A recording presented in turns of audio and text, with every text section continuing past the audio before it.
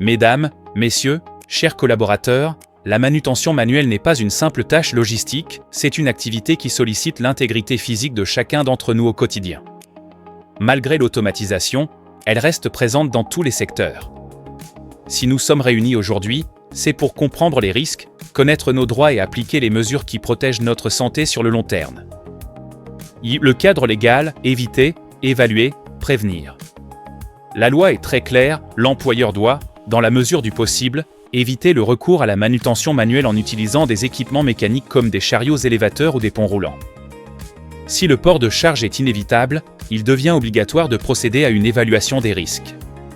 Cette analyse prend en compte la charge, l'effort physique, le milieu de travail comme un sol glissant et l'activité elle-même.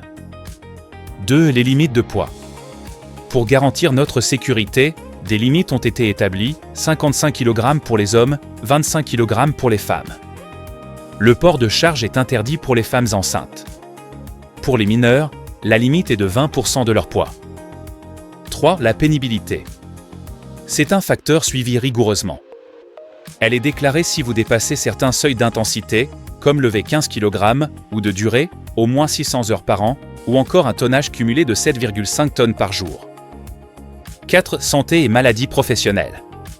Ignorer ces principes peut mener à des dommages irréversibles, sciatiques, hernie discale, tendinite ou lésions du ménisque.